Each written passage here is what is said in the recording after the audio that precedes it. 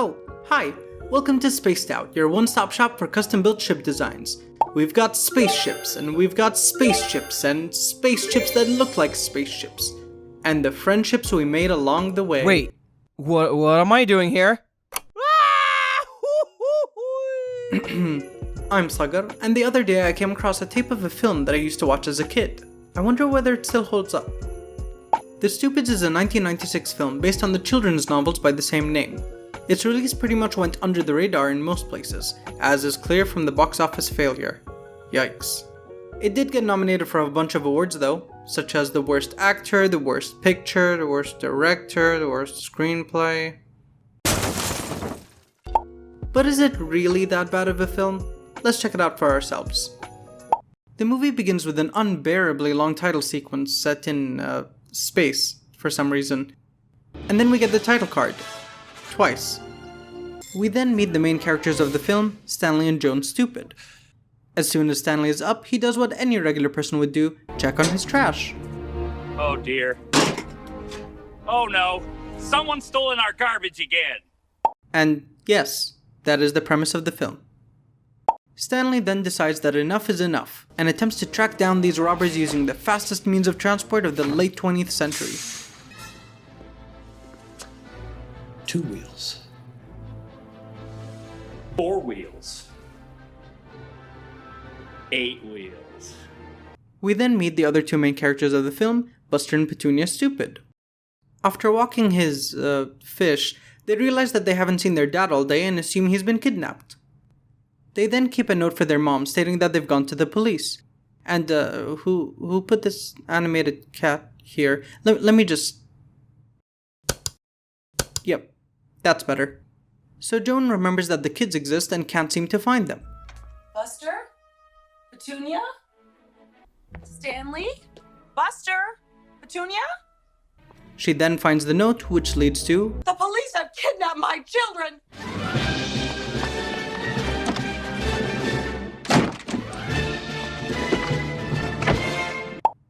10 minutes into the movie and we've got 3 plot lines. Stanley is chasing the garbage truck, Buster and Petunia are looking for their dad, and Joan is looking for her children.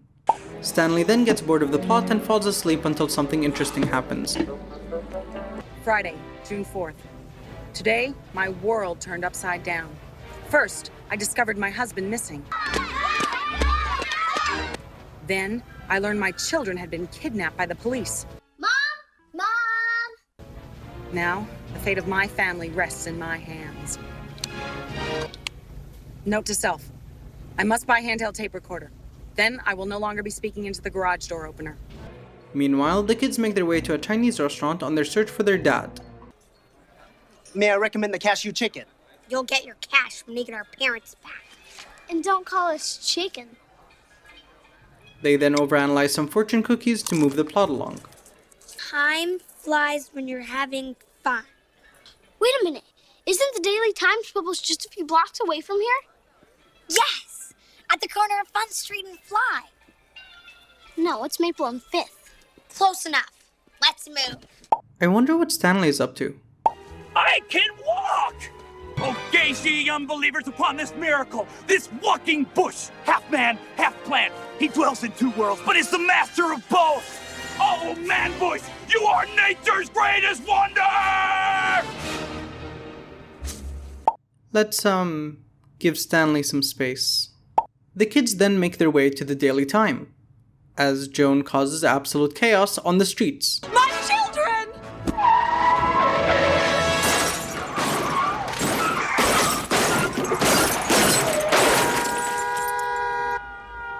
Seeing as how she believes the police have kidnapped her whole family, she feels the need to disguise herself in order to get in.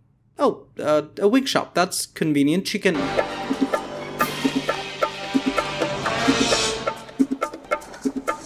Good day, officers. Let's give them a break and check up on Stanley.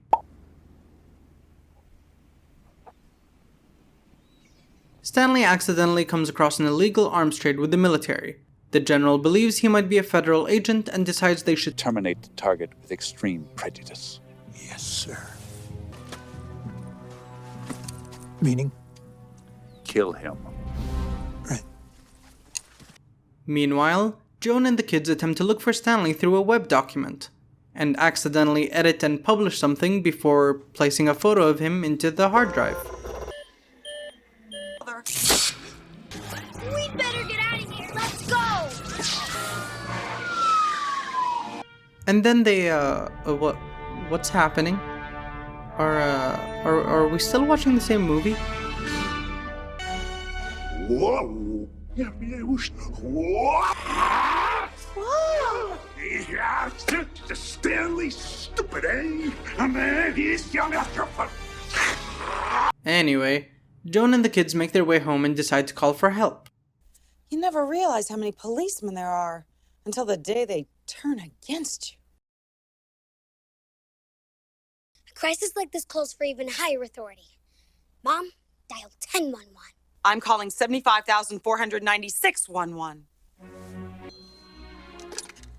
Yeah, 55 Maple Street. you can relax there. We'll have you taken care of in less than an hour. Bless you. Believing that they just called the super cops, they decide it's time to relax. Stanley then calls Joan to update her on what's happened, and she warns him of the Drive B. There must be some kind of interference. Hold on, I'll turn down the radio.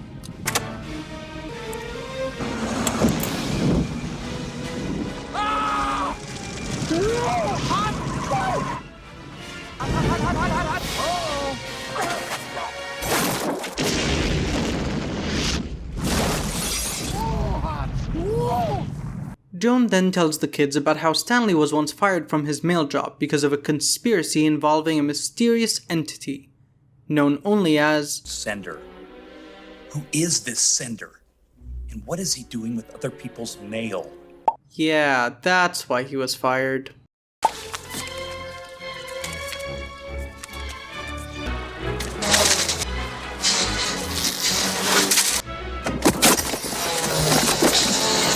Realizing that they shouldn't underestimate Stanley, they take another shot at taking him out.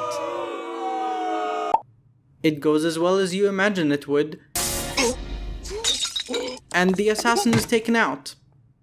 I'm gonna go ahead and count this as the first death of the movie. Let's keep track. The military, absolutely distraught at their inadequacy to take out a single defenseless individual, decide to take one more shot at killing Stanley.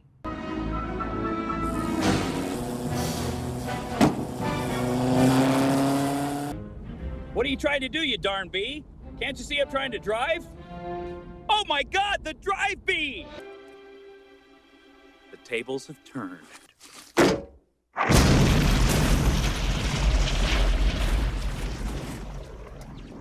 No one could have survived that blast. I don't think that's how explosions work, but anyway, Stanley makes his way home and re-explains the Sender conspiracy. If you still love me, Sally, tie a ribbon round the old oak tree. I'm afraid the only thing that's going to be hanging from that tree is you. They find Sender's name in a phone book and find out where he works. There's a Charles Sender listed right here in this phone book. At this point, the movie has become so convoluted in its plot that the writers have to remind the audience of how bizarre the whole thing is. Wait a minute, what am I doing? I've cooked up some insane conspiracy theory and put myself in the middle of an illegal weapons deal with some of the world's most dangerous men. I've risked my life and the lives of my family in a scheme that makes absolutely no sense at all. Oh, okay, the cat just turned into a dog. That's fine. The family then split up and look for Sender at the museum.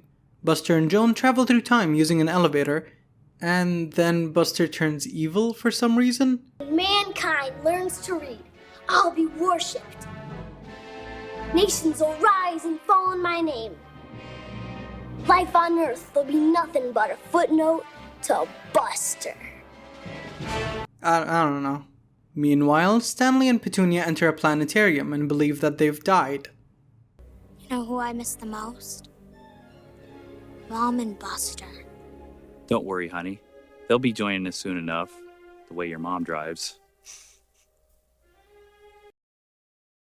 So they believe that they've met the Lord.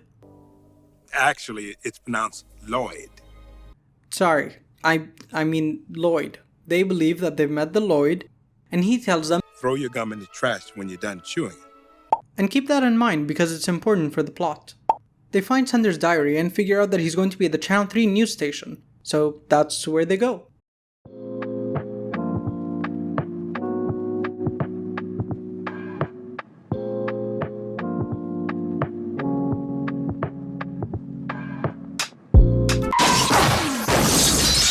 We're here.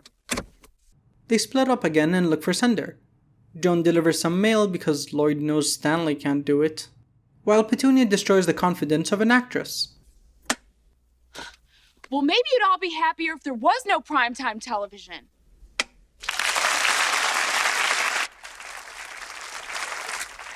What's going on?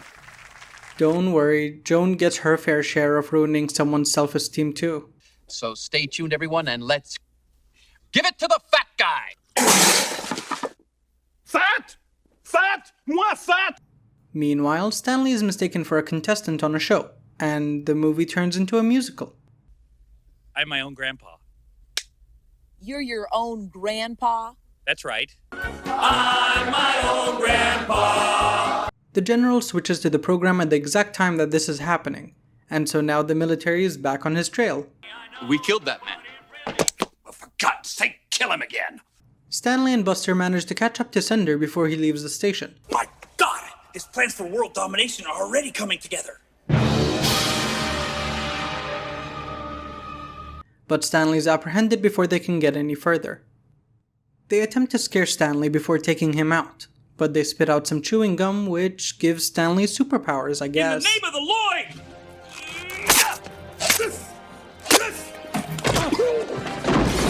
And then he escapes their clutches again, only to take his family directly to the warehouse where the whole arms trade is going down.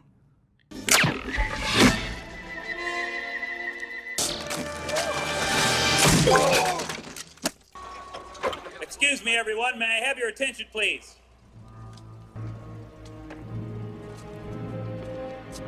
Impossible. He's amazing. I'm sure they can come to some sort of understanding in a rational and reasonable... Fine, just great. Or just cause chaos. Stanley makes his way down there and the movie turns into a game of Pac-Man. Left, right, right. But of course, Stanley gets trapped and needs some help. Stuck! I'm caught! I'm trapped! Somebody help me out here! I'm cornered. Yes, that's the word I'm looking for! I'm cornered! Buster decides that he wants to take part in the chaos, and Joan just lets him? Nice parenting, Joan.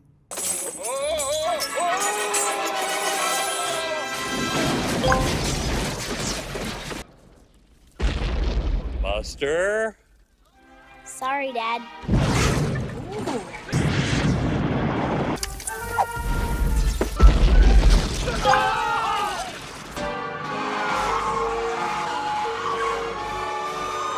The general manages to escape, and the family find their way home.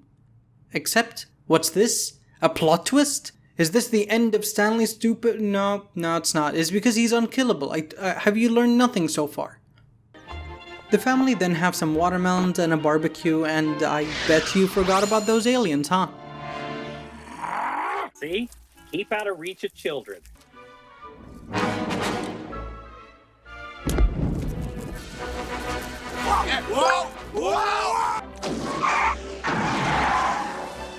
So that was The Stupids. The name kinda gives it away. It's a really dumb film with some funny moments, I'll admit. But is it really the trash fire that the reviews make it out to be? Not really. You might lose a brain cell or two though.